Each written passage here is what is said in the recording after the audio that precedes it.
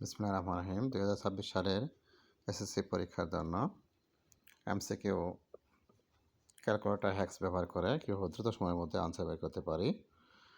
তোমরা দেখতে পাচ্ছ p-1/p = 7 হলে 40 এবং 41 দুটো প্রশ্নের উত্তর আমরা ক্যালকুলেটর হ্যাক্স ব্যবহার করে দ্রুত সময়ের মধ্যে বের করব।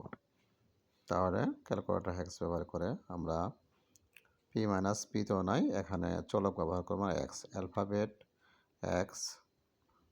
অ্যালফাবেট এক্স মাইনাস 1/অ্যালফাবেট এক্স বের হয়ে যাও ইকুয়াল 7। দেখো ইকুয়াল 7 দেওয়া আছে। তাহলে এখান থেকে আমরা এক্সের মান বের করতে পারি। শিফট ক্যালকুলেট, একটা মান চাওয়া হচ্ছে, মানটা আমরা 10 ব্যবহার করব। তাহলে দেখো এক্সে একটা মান বের হয়ে গেছে, এক্সের মান বের হয়ে গেছে 7 এটা এক্সের মান বের হয়ে গেছে। তাহলে এই মানটা আনসারে সেভ হয়ে আছে। তাহলে আমরা এটা বের করতে পারি p+1/p²। এখন আমরা ব্র্যাকেট লিখতে পারি, ব্র্যাকেট পি বলতে এখানে আনসারটা আছে, অ্যান্সার প্লাস 1/আনসার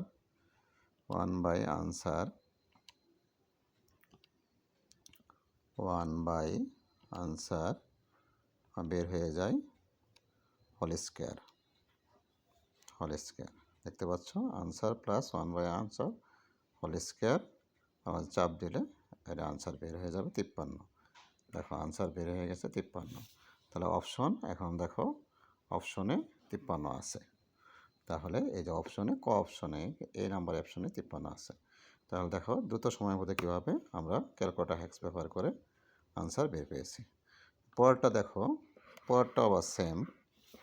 পরেরটা বলছে p/, তাহলে আমরা আবার যদি ইচ্ছে করলে আমরা ব্যবহার করতে পারি এক্স মাইনাস 1/অ্যালফাবেট এক্স বের হয়ে যায় ইকুয়াল 7। শিফট ক্যালকুলেট, এটা মান চাওয়া হচ্ছে, মান 10 দাও, মানে 7 বের হয়েছে, 7. এখানে এটা আমরা আনসার সেভ আছে। তাহলে আমরা লিখতে পারি answer divided answer square divided answer square minus 6 answer minus 1। দেখো প্রশ্নটা এরকমই আছে, p/p² - 6p - 1। যেহেতু মানটা আনসার সেভ আছে, তাহলে আমরা পি এর মানটা আনসারই লিখতে পারি আমরা। তাহলে এটা উঠায় দিয়ে আবার ইকুয়াল দিলে আনসার বের হয়ে যাবে 1। এই দেখো আনসার বের হয়ে গেছে 1। তাহলে এখানে দেখো অপশনে 1 নাই, তার মানে অপশনটা ভুল আছে। দেখো এখানে সমাধান করে দেওয়া আছে, এই যে সঠিক উত্তর অপশনে নেই। তাহলে দ্রুত সময়ের ভিতরে তুমি এই ক্যালকুলেটর হ্যাক্স ব্যবহার করে আনসারটা বের করো। আশা করি বুঝতে পেরেছো। অনেক ধন্যবাদ।